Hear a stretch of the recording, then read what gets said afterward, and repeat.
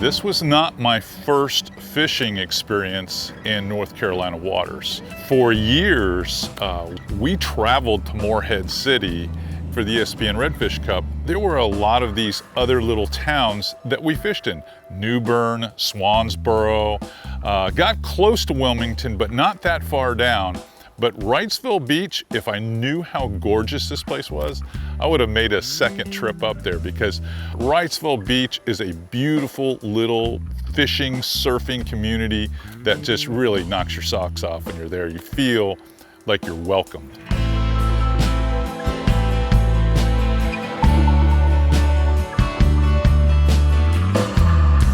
Flounder fishing here in coastal North Carolina, a little bit different than what I anticipated. I thought we might be tucked up inside of these creeks, or maybe out on the beach, you know, where the shoals are.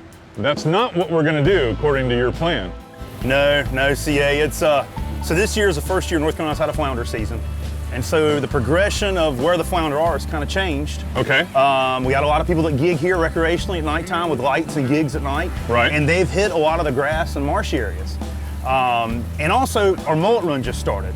So a lot of these points and breaks in deeper water where these mullets are having to go around, those fish are starting to show up on, especially where giggers aren't going as much. Right. And so we're gonna be urban fishing today. I mean, we're gonna be fishing structure and docks, deeper water, current. Well, that's a pattern that we use in Florida in urban areas for sure. We fish a lot of docks. We fish them for a variety of species, but the one thing we can rely on in Florida is catching flounder around structure, especially docks. So you're not scaring me yet. Yeah. I'm ready to do this. Good. No, it's fun. You got to cover a lot of area. The more area you cover, the better you do. And I don't just mean, you know, going spot to spot, that's important, but also, you know, making those casts, you know, every 2 or 3 foot, because our fish won't chase a bait down. You have to get that lure close to them. So you got to be thorough. You got to be methodical. Exactly.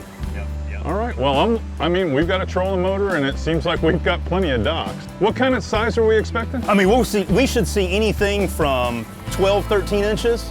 And we could see a 5-pound plus fish, very easily see a 5-pound plus fish today. We get real lucky, maybe a double digit. They exist. All right. This is the time of year for it.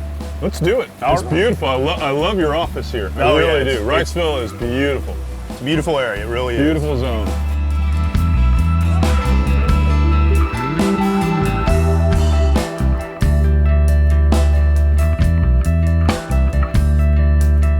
I don't get the opportunity to fish out of a bay boat that often. So I took a trip over to Hell's Bay and I thought, hey, I don't have a trolling motor on my skiffs. Is there any way I can borrow an Estero or at least a Marquesa that's going to have a trolling motor on it from the shop? And Chris goes, take that Estero right outside. I go outside, I look at this thing and it's amazing. It's got a 14-inch Raymarine. It's got 400 Mercury on the back of it. It's got dual power poles. It's got a sound system. It's got everything.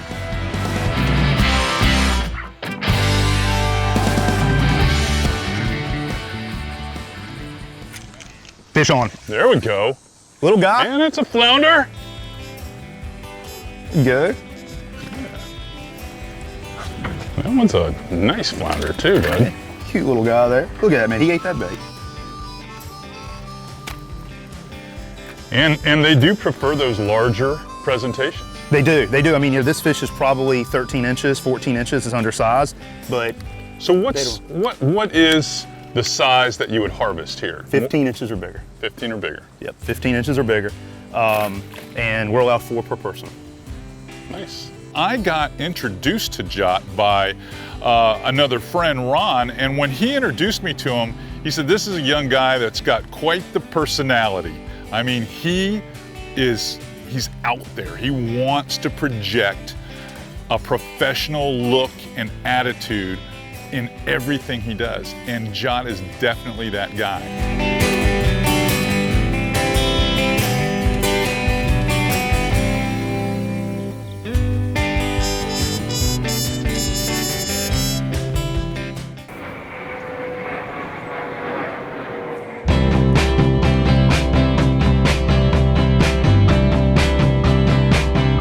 I'm lucky enough to have been here my whole life, so I know every dock, everywhere the drop-offs and rolls are, but if I was just getting into it, the main thing I'm gonna look for is I want a dock that has depth of water at low tide, not just high tide. So if a dock has some depth at low tide, that's probably gonna be a good start. Then number two, you're gonna find you're gonna have that current. You wanna have that current flow and a lot of growth on those pilings, oysters, stuff like that, grass, barnacles, that's all gonna help. And then the icing on the cake is if you're fishing these areas and you're seeing those schools of finger mullet coming by or those schools of menhaden, that's when you're gonna find places that most of the time are gonna hold flounder all the time, or certain times of the year they're gonna hold flounder. When it changes at certain times of the year, that's gonna be when the bait run's happening. Today, we were seeing mullets come by like crazy, and when you're seeing those mullets, you know the food is there, so there's a good chance the flounder are gonna be there. There's flounder. Yep. Oh, a good one. Time for the net. That's it, shit. Time for the net, Mr. Jot. Barely hooked too.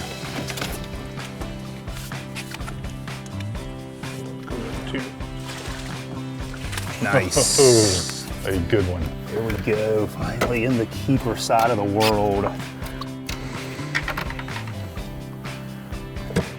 That is a good one, buddy.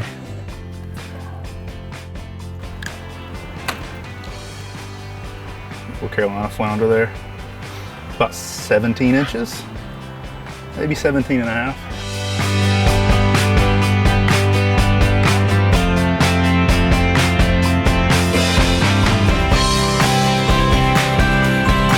I'm a promise you, boys. Is he coming to dinner? He's coming to dinner with us. It's been one of those days. When I'm dock fishing, there's two species I'm typically fishing for most of the time along the west coast of Florida, and that's either we're fishing docks to catch snook #1, or #2, we're trying to catch redfish. And those two patterns are kind of similar when you're choosing rod and reel setups, when you're choosing, you know, if you've got current, especially with snook fishing, you're gonna have to have heavier jigs so you can combat that flow of that current and get the bait down close to the bottom. And that's a lot what flounder fishing is comprised of when you're fishing in North Carolina.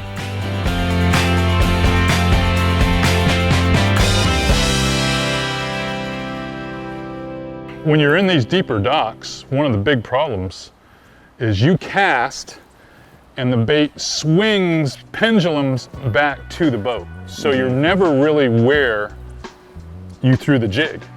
To beat that, what I like to do is I make the pitch next to the piling, I let it free fall on the spool, and I just keep paying line out so it falls straight down the piling. If it falls straight down the piling, then it's at the base of the piling, then I start moving it.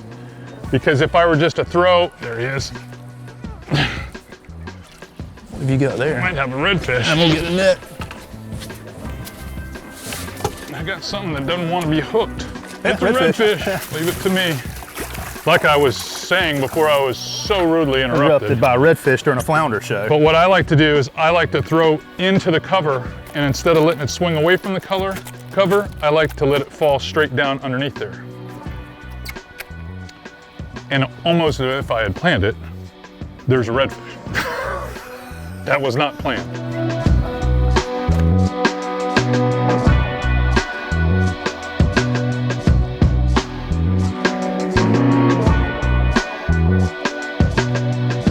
A lot of times you don't feel the flounder bite. That lure drops, and 100% of the time they eat that lure when it's dropping. So what happens is you're jigging along, if I feel dead weight, almost like I'm dragging a wet towel across the bottom or just straight dead weight, it's two things. It's either a flounder or a hang. I set the hook. I'll worry about the hang later. Hey, it's a flounder. Not the biggest one, but it is one. It is a LC flounder. Pretty little fish there. It'll be just right next year. So when they're young, they actually swim like regular fish, like on their side, you know. This will be their belly, and they have an eye on each side, and then this eye migrates over, and they lay on the bottom when they become mature to feed.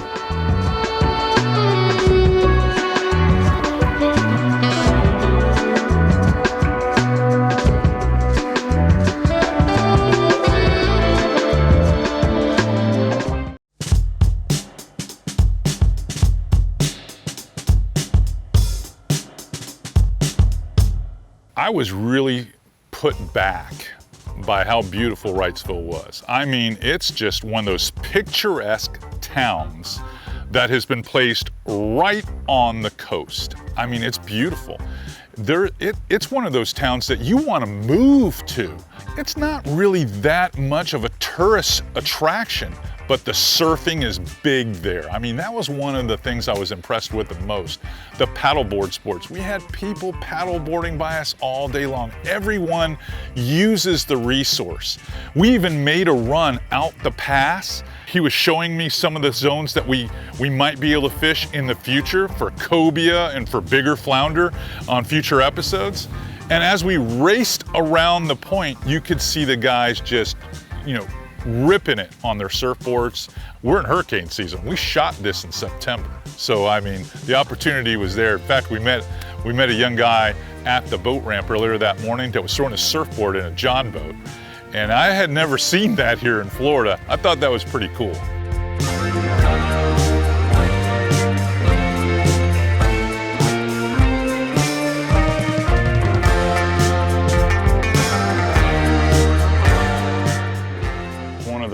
The biggest tips I could give you guys for fishing tight to the bottom and trying to stay down where these flounder are is you're using your rod to move the bait up and down. So if you're only moving that rod maybe a foot, it will never come more than a foot off the bottom. The only time you're reeling is when you drop the rod to lift again. And you're just trying to bounce it along a foot off the bottom. Did you get one? It felt good. I don't think it was the right one. And the key is, I'll straighten my jig up here, is you're trying to make this bait come off the bottom and then fall. Come off the bottom and then fall. You're not wanting to jerk it up and reel it, because if you pop it and reel at the same time, it moves 3 and 4 feet off the bottom. And if it moves 3 or 4 feet, the fish won't come up and hit it. So it's more of a rod movement where you lift the rod and then you drop the rod and reel down. Lift the rod, drop the rod, then reel the slack up. Lift the rod again. You can do that, you can keep that bait super tight to the bottom, because those flounder aren't going to chase it off the bottom very far. And today in particular, it's been a little bit of a grind, so it's been even more important, almost a dragging motion to get these fish to hit.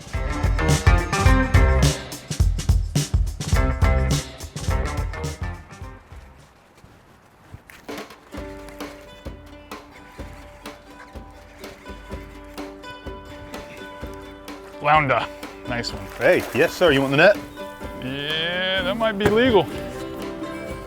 That one might be legal. Yep. Flip over. He do exist. Nice fish, CA. That's a good one. Absolutely, my friend. I kept changing baits until I found one I liked. I swear. I think that one's a legal one. Yeah, that's probably 17, 18 inches. Yeah. Pretty fish. Got some girth. Got the mud on his belly. He's been laying there a while looking for food. been laying there nice and still. That's it. That's it. Good old Carolina flounder.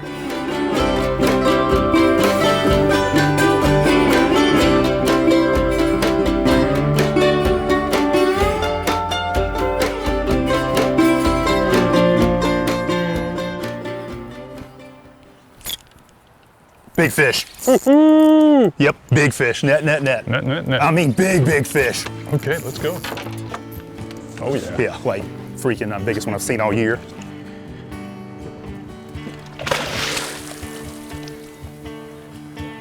Yeah, it's very respectable. Head first, netted good. Holy that is a stud. I've been doing this my whole life. That's the biggest flounder I've seen this season by far. Woo! Holy mackerel. Look at that. He hit that 5-inch diesel minnows. I mean, hammered it. Yeah, keep him in the net for now. Keep him in the net for now. So let him calm down. That is a North Carolina. Is a North Carolina flounder. That is a doormat, ladies and gentlemen. That is a doormat. My God, I think you could put wall-to-wall carpet in your house with this thing. Yeah, that's That's one of the biggest top 3 in my life, and I've been fishing here for 26 years. Really? My entire working life. Yeah. I'm glad you saved it for today. Yes, glad to save the day, no doubt. when I set the hook on that thing, I went, I hope that's sure not a stingray. It was not. You told me to be careful for the skates that we might catch, but that is serious, man. Yeah, that's an unbelievable fish. So let's get the boga grip and see how heavy that thing is. All right, the D-Lyre. the D-Lyre. Dun, dun, dun. 9 pounds, 3 ounces. 9 pounds, 3 ounces. 9 I'm reading pounds, that 3 right. ounces. Oh, hold on. 9.3. No, 10 even. 10 even. 10 even. 10 even. Well, that's officially the biggest one I ever caught in my life. Walk back here and let this lady take a. Oh my God, I'm so happy for you. That is so awesome.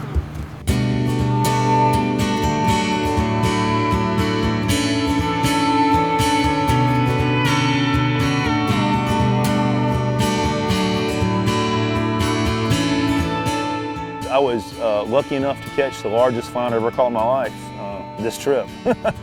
And it's good. It doesn't happen every day when there's a camera on the boat. Hell, it doesn't happen every day.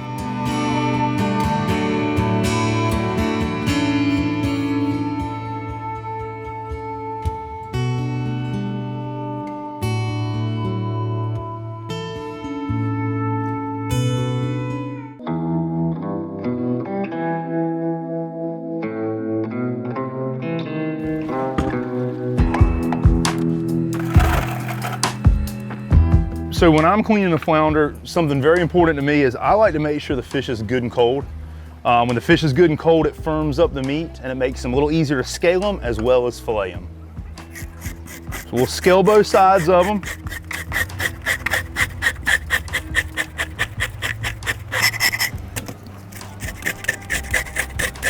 So once we get them good and scaled, I will give them a quick rinse.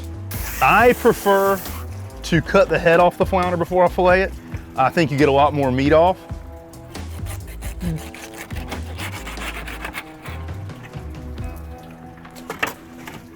Give it a little bath. Get that slime off there so you can hold on to the fish. And then this is the important part. So you got 2 sides. You got the white side and the dark side. The meat is no different, but on the dark side, you'll notice that the fillet is thicker than the white side. It's got a little more thickness to it. So I start out on the white side so it's easier to hold on to that fish. You got the backbone right here. You see that line? That's right where the backbone runs. There's 2 sides, the white side, the dark side. I'm gonna go just above the rib line, just above the backbone, and go down. Put some pressure and then work out towards the outside fin. Pull that meat up. Go around, cut down that line. Flip it open and then go towards that backbone lightly. You'll feel that knife resting up against that backbone, and that's where you're gonna stop. And then as I run down that backbone, we go up and over the backbone.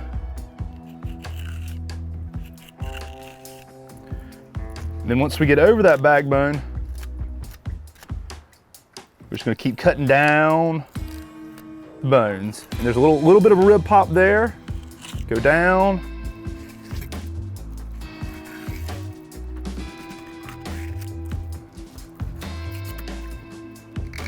That's what I like to see. There's the white side, which is the thinner side. There's no difference in the meat. Now I like to cut the ribs totally out of these. Some people think it's a waste of meat, but those rib bones are really small and like needles. So I'll go around like that, cut those rib bones out.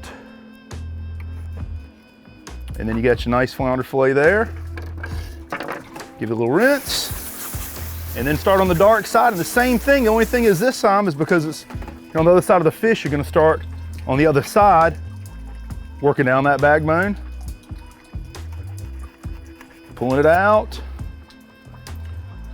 And then I make a little cut like this to get down in there. And then just lightly cut it out like that. Swing it through. And there's the other fillet. Cut out those backbones, rib bones. Be clear there. You got 2 good flounder fillets.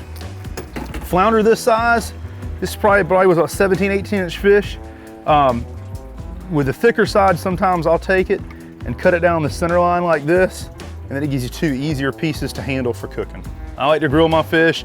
I like to go light marinate, and I'll go skin side down on the grill, close the grill about 400 to 450, quick cooking, and when it's done, you take it off right then, because the time you go inside to get the plate to take it off, you come back out, it's overdone and it's dried out. The fish will continue to cook when you take it off, so when it's close to being done, usually a fish like this is gonna be 8 to 10 minutes at the most, and flounder is very light grain fish, and it will dry out if you ever cook it. I'd be remiss if I didn't thank the people that helped us bring this excellent show from North Carolina to you. One would be Captain Jot Owens. He did a fantastic job. I think you guys learned a lot about Captain Jot himself and his fishery. Plus, I gotta thank him for those flounder fillets. I took most of them home with me. Loved them. The Hampton Inn right there in Wrightsville Beach, excellent place to stay, guys, and only about 2 minutes from the public boat ramp. And then the Sea Path Marina, well, I can't say enough about those folks. They allowed us to keep the Hells Bay Estero there. We were able to fuel there. Their dock store has everything and then some for anyone who wants to go to Wrightsville Beach and enjoy some fish.